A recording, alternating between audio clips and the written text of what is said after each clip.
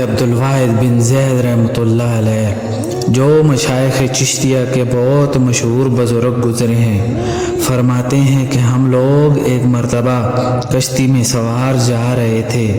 ہوا کی گردش نے ہماری کشتی کو ایک جزیرے پر پہنچا دیا۔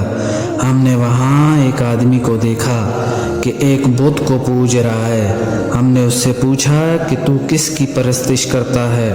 اس نے اس بت کی طرف اشارہ کیا۔ ہم نے کہا تیرا معبود خود تیرا بنایا ہوا ہے، اور ہمارا معبود ایسی چیزیں بنا دیتا ہے جو اپنے ہاتھ سے بنایا ہوا ہو وہ پوجنے کے لائق نہیں ہے۔ اس نے کہا تم کس کی پرستش کرتے ہو؟ ہم نے کہا اس پاک ذات کی جس کا عرش آسمان کے اوپر ہے، اس کی گرفت زمین پر ہے، اس کی عظمت اور بڑائی سب سے بالا تر ہے۔ کہنے لگا تمہیں اس پاک ذات کا علم کس طرح ہوا؟ ہم نے کہا اس نے ایک رسول ہمارے پاس بھیجا جو بہت کریم اور شریف تھا۔ اس رسول نے ہمیں یہ سب باتیں بتائیں۔ اس نے کہا وہ رسول کہاں ہے؟ ہم نے کہا کہ اس نے جب پیام پہنچا دیا اور اپنا حق پورا کر دیا تو اس مالک نے اس کو اپنے پاس بلا لیا تاکہ اس کے پیام پہنچانے اور اس کو اچھی طرح پورا کر دینے کا صلہ و انعام و اکرام عطا فرمائے۔ اس نے کہا کہ اس رسول نے تمہارے پاس کوئی علامت چھوڑی ہے؟ ہم نے کہا اس مالک کی پاک کلام ہمارے پاس چھوڑی ہے۔ پھر اس نے کہا مجھے وہ کتاب دکھاؤ۔ ہم نے قرآن پاک لا کر اس کے سامنے رکھا۔ اس نے کہا میں تو پڑھا ہوا نہیں ہوں، تم اس میں سے کچھ سناؤ۔ تو ہم نے ایک سورت سنائی۔ وہ سنتے ہوئے روتا رہا یہاں تک کہ وہ سورت پوری ہو گئی۔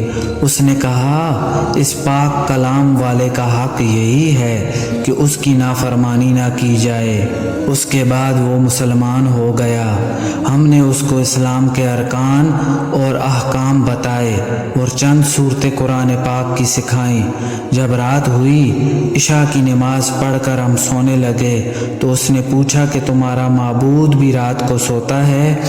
ہم نے کہا وہ پاک ذات حی و قیوم ہے، وہ نہ سوتا ہے نہ اس کو اونگ آتی ہے۔ تو وہ کہنے لگا تم کس قدر نالائق بندے ہو کہ آقا تو جاگتا رہے اور تم سو جاؤ۔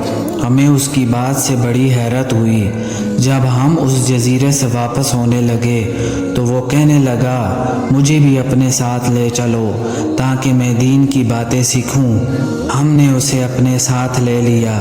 جب ہم شہر آبادان میں پہنچے تو میں نے اپنے ساتھیوں سے کہا یہ شخص نو مسلم ہے، اس کے لیے کچھ معاش کا بھی فکر ہونا چاہیے۔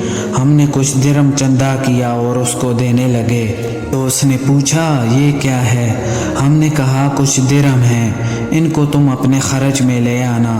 کہنے لگا لا الہ الا اللہ، تم لوگوں نے مجھے ایسا راستہ دکھایا جس پر خود بھی نہیں چلتے۔ میں ایک جزیرے میں تھا، ایک بت کی پرستش کرتا تھا، خدائے پاک کی پرستش بھی نہ کرتا تھا۔ اس نے اس حالت میں بھی مجھے ضائع اور ہلاک نہیں کیا، حالانکہ میں اس کو جانتا بھی نہ تھا۔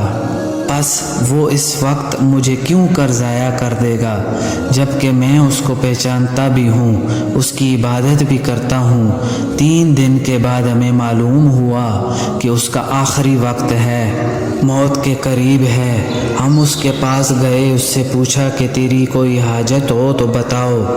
کہنے لگا میری تمام حاجتیں اس پاک ذات نے پوری کر دی جس نے تم لوگوں کو جزیرہ میں میری ہدایت کے لیے بھیجا تھا۔ شیخ عبدالواحد فرماتے ہیں کہ مجھ پر دفعتاً نیند کا غلبہ ہوا، میں وہیں سو گیا تو میں نے خواب میں دیکھا ایک نہایت سرسبز و شاداب باغ ہے، اس میں ایک نہایت نفیس قبہ بنا ہوا ہے اور اس میں ایک تخت بچھا ہوا ہے۔ اس تخت پر ایک نہایت حسین لڑکی کہ اس جیسی خوبصورت لڑکی کبھی دیکھی نہیں، یہ کہہ رہی ہے کہ خدا کے واسطے اس کو جلدی بھیج دو، اس کے اشتیاق میں میری بے قراری حد سے بڑھ گئی ہے۔ میری جو آنکھ کھلی تو उस नौ मुस्लिम की रूह परवास कर चुकी थी। हमने उसकी तजहीज़ व तकफीन की और दफन कर दिया। जब रात हुई तो मैंने वही बाग और कुबा और तख्त पर वो लड़की उसके पास देखी और वो ये आयत शरीफा पढ़ रहा था, तर्जमा, और फरिश्ते उनके पास हर दरवाज़े से आते होंगे और उनको सलाम करते होंगे, और ये उस वजह से कि तुमने सब्र किया था और दीन पर मजबूत जमे रहे। बस इस जहान में तुम्हारा अंजाम बहुत बेहतर है। अल्लाह ताला की अता और बख्शिश के करिश्मे हैं कि सारी उम्र बुत परस्ती की, और उसने अपने लुत्फ़ व करम से मौत के करीब उन लोगों को ज़बरदस्ती कश्ती के बेकाबू हो जाने से वहाँ भेजा और उसको आखरत की दौलत से माला माल कर दिया।